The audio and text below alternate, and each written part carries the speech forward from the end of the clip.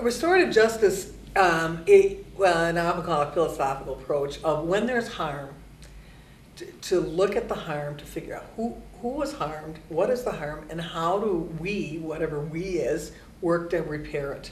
I work hard when I go out and talk on restorative justice on a couple of things. One is when people talk about restoring the offender, I know it's not restorative justice, and I tell people that that's rehabilitation.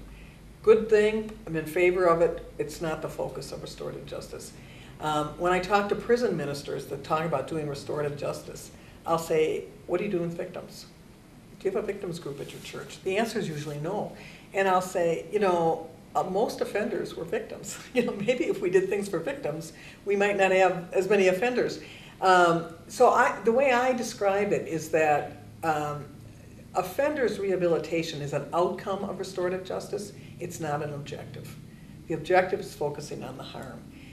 The other piece is the harm, and when I talk to groups, I'll say, people like to focus on criminal law, but there's so many harms in our culture that are not criminal or even civil. I mean, so whether it's racial profiling, whether it's discrimination, whether it's being betrayed, all those things can need a restorative process and really are not criminal. There's no civil remedy, there's no anything, it's just harm. So if you think of it in terms of harm, whether it fits the statute or it doesn't, it's figuring out if there's harm going on, how do you get people to have a dialogue about it, hopefully have people understand what that harm is and who's been harmed, and hopefully get people that are doing the harming, and often people that are doing the harming and being harmed are the same, I mean they've interacted, to have that kind of dialogue in a circle or some other process, and then to be able to say, well, how do we work forward on this? How do we repair the relationship? How do we help the healing process versus heal? And that's the way I look at it, and that happens in workplaces, that happens everywhere, it happens in families. I actually talked to somebody, worked with them, they had a very unconnected, not quite dysfunctional isn't the right word, family, and they had a funeral of the patriarch. And I said, did you ever think about doing a circle? And that's what they did. They did a circle at the funeral. And everybody kind of got to talk about that. And it was a very healing process for all the family members who often hadn't talked to each other. When I talked to the man who actually facilitated the circle, a member of the family, he said, there were relatives that had not talked to each other for years, but when they could tell stories about, they focused on the deceased, obviously, so, they had the joint stories, but the next thing you know, they're talking to each other about things and memories, and then what happens is people start wondering, what was it that got us so disconnected? And he was absolutely thrilled. I just think that's all good stuff, and that's why I think teaching people the process is, it's not a job. There are people that do professionally restorative work or teach restorative, and that's good things, but it goes deeper than that, and we need to teach people just what this is about and how to do it. It's not something we as professionals own. When I'm doing those kinds of circles, I do not have people write down values and what the values they bring to the circle and things, because I know with a lot of people that I work with, they'd be out the door. I mean, already, and I make a joke. So what I do is I talk about that this is really just a different way of talking to each other. And I say, I know people are nervous that it's a kumbaya, that we're going to be touchy-feely, not what we're going to do. I don't like those environments. So I try to bring people's fears down a little bit. Then I talk about, what a circle's all about. And I do the Native American tradition, the beliefs that, you have to speak the truth. The natives believing that when you hold the talking piece, you speak the truth, which I come to believe because I've seen it happen so many times. And honoring the talking piece and the importance of no crosstalk, nobody interrupting, you having that safe space. I often use a candle and talk about it being, depending on the environment, the light of hope or the light of truth, and depending, and I work very hard at what kind of question I'm going to ask the group.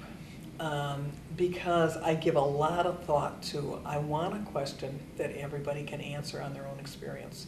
So, for example, when I'm doing reentry circles or offenders, I don't ask about prison, what's it like coming out of prison, or, what are your greatest fears about coming out of prison, because I've got all these community members who haven't experienced that.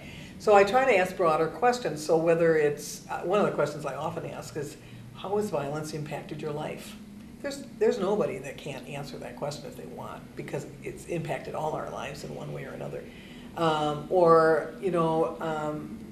Would you share an experience when you were trying to either get an employment or go to a certain school or try to get into a certain organization and you felt that they mistreated you?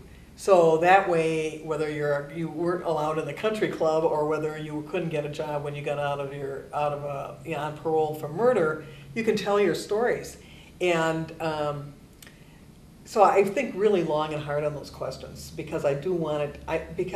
One of the things that happens, obviously, is the community getting to know, and the police getting to know the offenders as persons. That humanity, that's such an important part of that. But the other part is the reverse, and the offenders to understand seeing police and community as persons who've had some tough experiences themselves.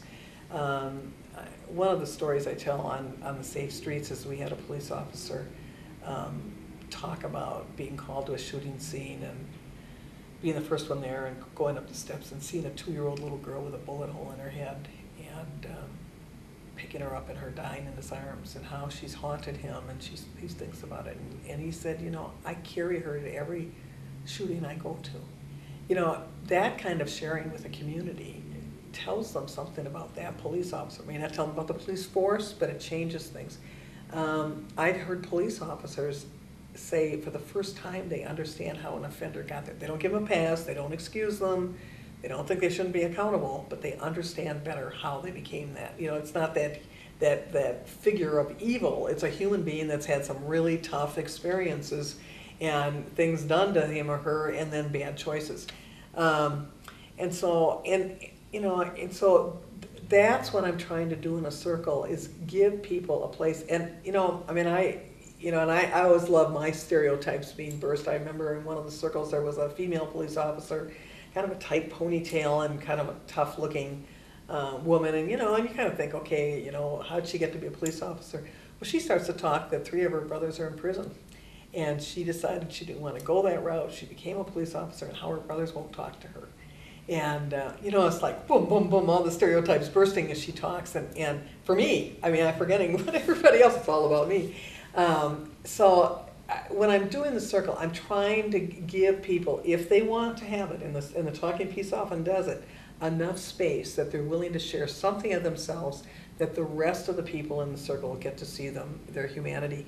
And one of the things I tell people, I said, you absolutely have the right to pass the talking piece and not speak, and we respect that.